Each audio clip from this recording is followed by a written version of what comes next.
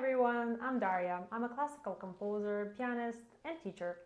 On this channel, I like to share my knowledge with you to help you improve your piano skills, understand music theory better, learn a few things about how to compose, and generally share anything I can to help you become better musicians. If you have just started to learn the piano or only decided that you want to learn, this will be a good video for you. I want to share a few ideas with you to help you get started on your journey. The approach I will share with you is not compatible with the model of I want to learn piano in 5 minutes or in 5 hours or in 5 days. I've been playing piano for over 20 years and it takes more than that actually, so don't get deceived. So a task like learning to play the piano is simply not possible to achieve in such a short time frame. You can learn a specific skill. You can learn how to press a key in 5 minutes. Sure, you don't even have to have a teacher. You can just go ahead and press, right? Why do you need me then? Or anyone in that matter.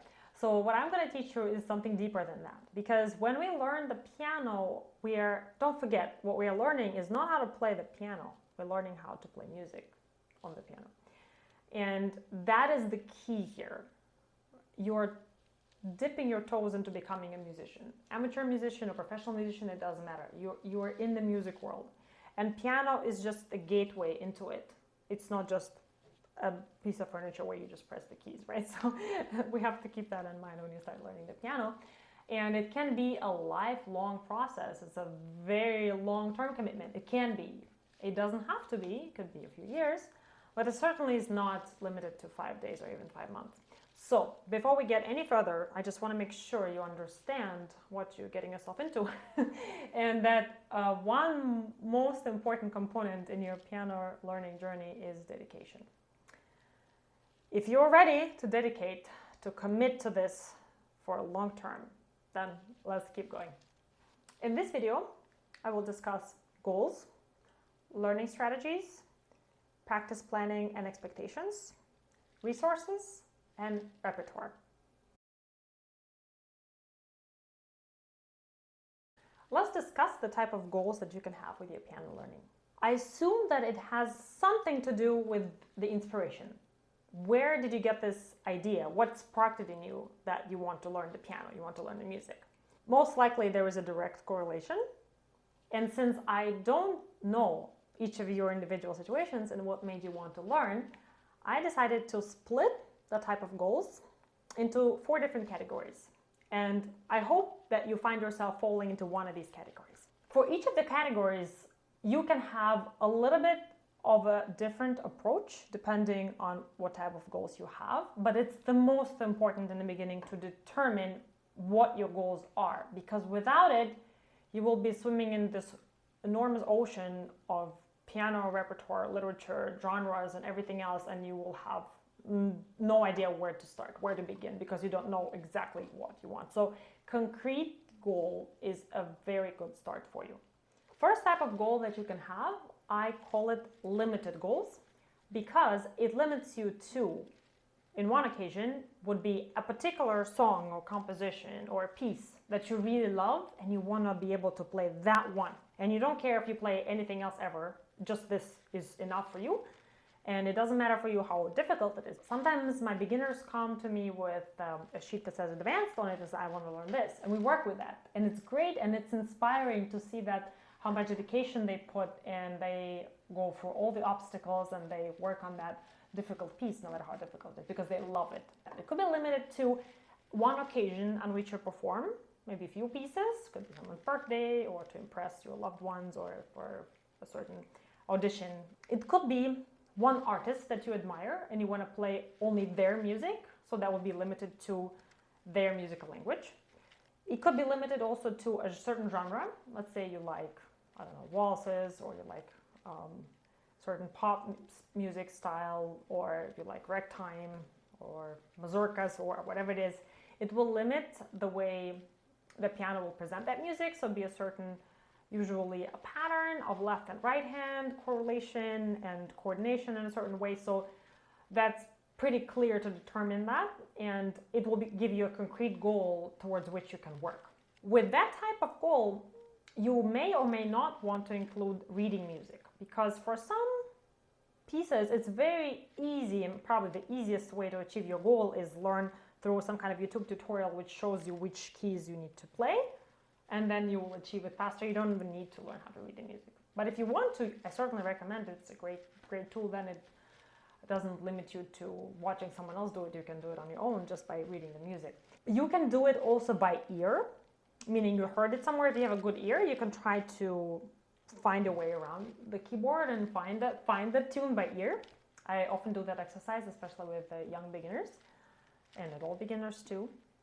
It's a great way to develop your musicality and your inner ear. You can choose how you want to achieve that goal, whether or not reading music will be included. But regardless of that, one thing that you should include is at least understanding basic musical elements. I could say the word music theory, but then you might get scared. It's like, oh, music theory, oh my God, that's so hard. I will never learn that. It's not hard. And it could begin with intervals, which is the distance from one note to the next, right? This distance is 2 keys, so we call it the second. This is 3 keys, so we call it the third, right? Things like that already help you navigate around this large instrument. So you can learn chords that will help you remember, oh, this is a pattern of chords. Oh, that makes sense because it's 1, 5, 1, or things like that. If you don't know what 1, 5, 1 means, don't worry, it's not that hard. So again, learning a little bit of music theory, it really helps. Let's move on. Goal number 2, be able to play by ear and express your musicality through improvisation or composition or just playing around by ear, whatever you want to do. Just immerse yourself into this instrument. You do not have to play a particular tune. You don't have to follow someone's footsteps. You're just creating, you're just in it, right? Then most important for you would be probably to learn how to, again, navigate, I use the word navigate your way around it, and really physically connect with the keyboard. You will need to develop some kind of your own musical language. We can call it like some type of leaks that you use that are comfortable for your hand, that you are, feel like a fish in the water using, right? And you also need to understand the expressive nature, nuances if you want to express a certain type of energy or a mood, then how are you going to approach that? So you need to be experimental with it. So that would be your main focus in that sense, right? But again, learning a little bit about intervals, scales, keys, right? Things that will help you understand the structure of the piano and the structure of the musical material that you are able to come up with will really help you connect with the music better and deeper. So music theory, that scary word component, is very, very important in each of these goals, just by the way. So you get prepared. But it's not that hard to learn. It's really easy and that's super helpful. Number 3, the category to which I belonged when I started learning is like a classical piano training. It doesn't limit you to classical music genre. It's just classical in the sense that you learn everything in detail very thoroughly from the beginning, and it is fitted to master any level of difficulty, be it technical or musical. And it develops further understanding of nuances and prepares you for the mastery of various piano techniques, textures, forms. You learn musical notation, definitely, and you become definitely involved more with music theory as you go along, and you explore musical different genres and eras. That goal does not limit you to anything. It creates the platform for you to grow as far as you want to grow. I use that approach with my students unless they tell me otherwise, unless they tell me I want to learn this piece, this piece, this piece, and everything else I'm not interested in. Then I respect their desire and I follow with their goals. If their goal is I want to play anything, then I go with the 3rd model. The 4th one is just a quick mention. I'm not going to talk about it in detail here because it's specific, but it does exist as a category. Maybe you fall into that category. But if you do, then it's probably closely related to number 3. I would still explore number 3. So learning piano as a 2nd instrument or the other instrument. Let's say you already know how to play a flute, violin, guitar, or whatever it is. You're already a musician and you just want to explore this particular instrument. Because you're already equipped with musical knowledge from your previous background, you will stand in a very different position compared to a complete beginner.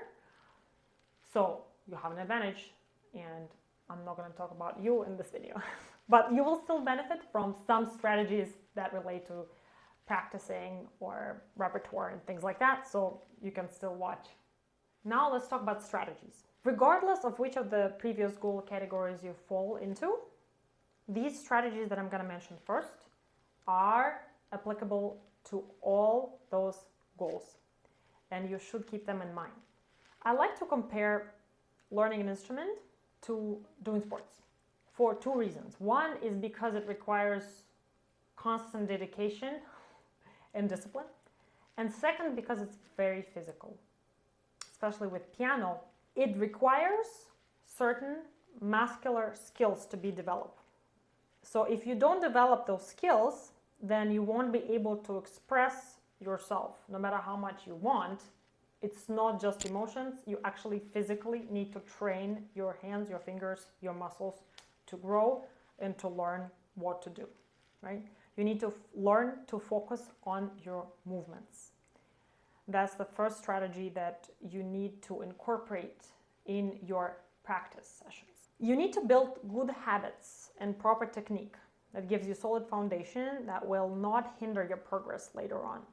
If you're playing one piece, even that one piece can give you discomfort and pain and frustration if you don't do it properly. It depends on the difficulty. If your piece is very easy, perhaps then it's less likely to happen. But if you're learning that one piece but it's still difficult, if without doing it properly, you might even injure yourself, and you definitely don't want that. So first and most important thing is to do things properly.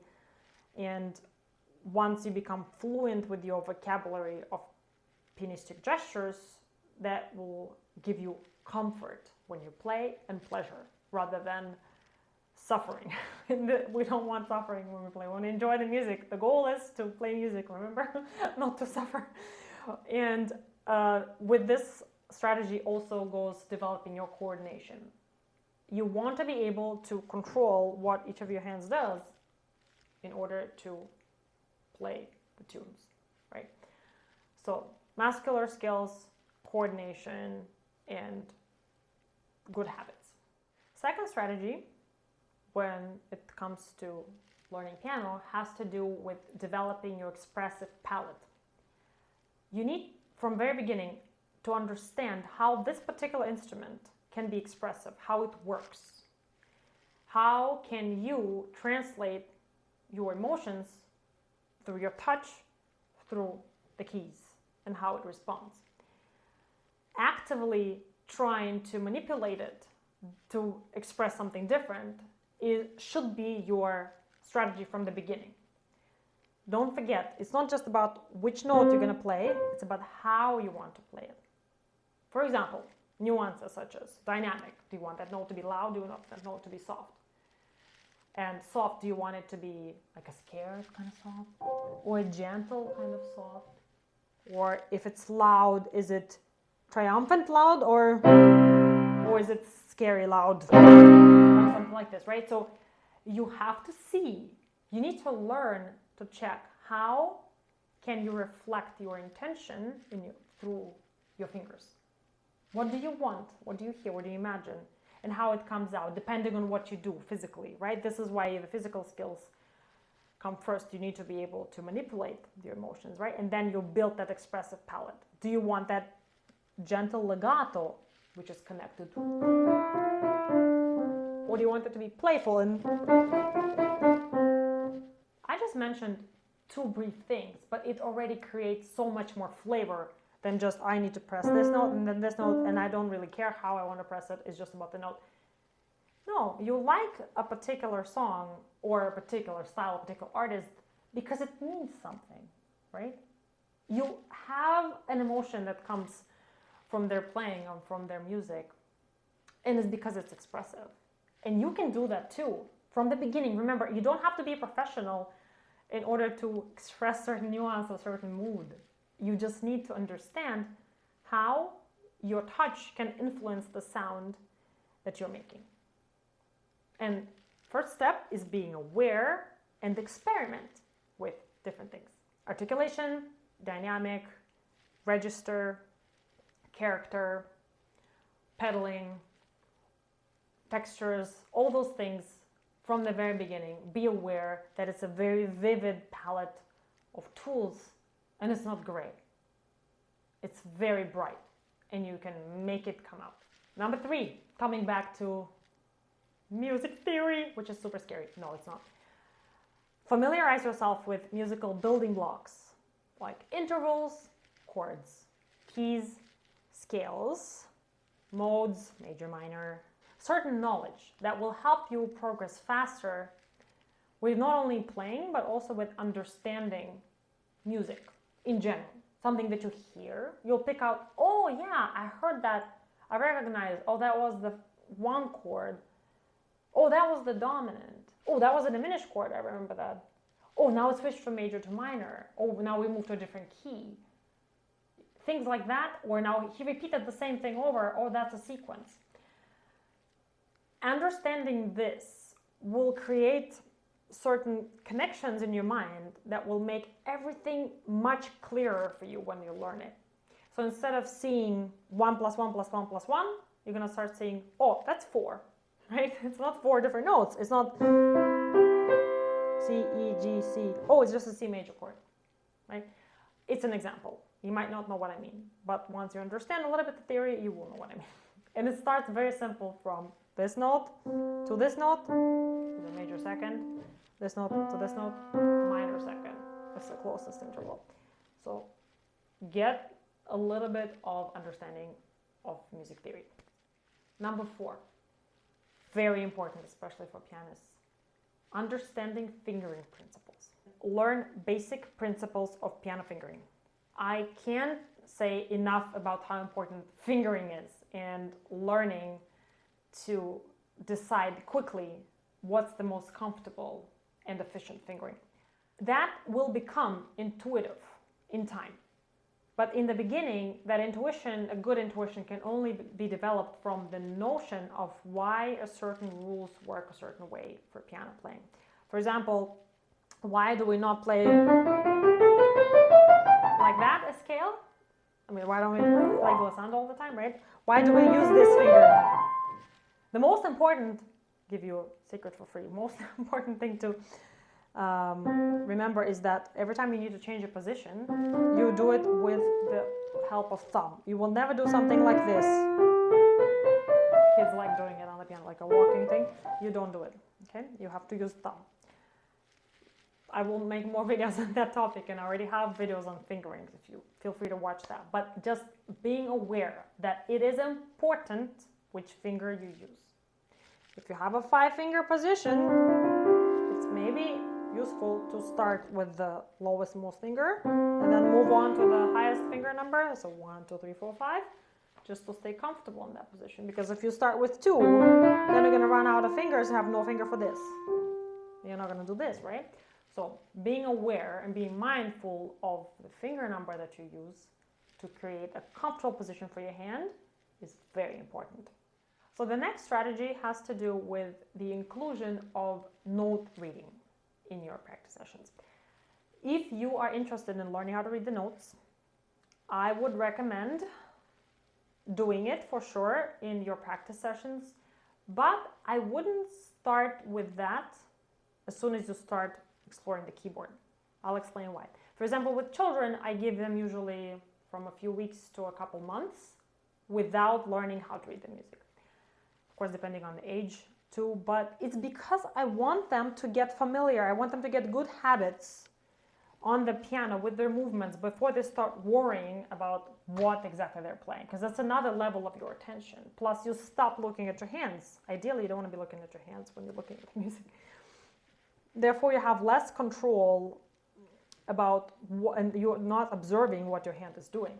And if that happens before your habits are solid, your good habits, you can destroy them easily, or it will be slower to build. So I would recommend maybe adding reading the music in a couple of weeks, or maybe at least 1 week. Give yourself time to really focus on your movements before you move on.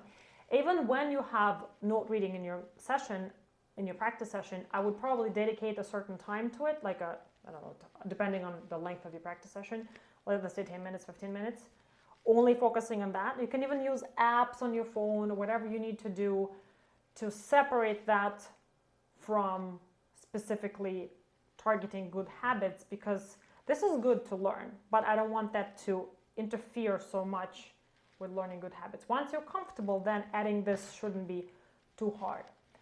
And even if it's very, very simple, if you're just learning like 1 note or 2 notes a day, it's fine. Just focus on that. Don't rush. It's important to understand. I will do a specific video on note learning, on learning how to read notes. So this is just a brief mention, what you can do about it. And the last component in terms of strategies for your practice is when you have your practice session, remember, no matter how you think fun it is, which it is, it should be, but don't just allow yourself to play passively. Just, oh, I'm just enjoying the sound of music. It's also hard work. If you're really practicing, if your goal is to learn, not just to enjoy the process, you need to learn to practice with a critical ear.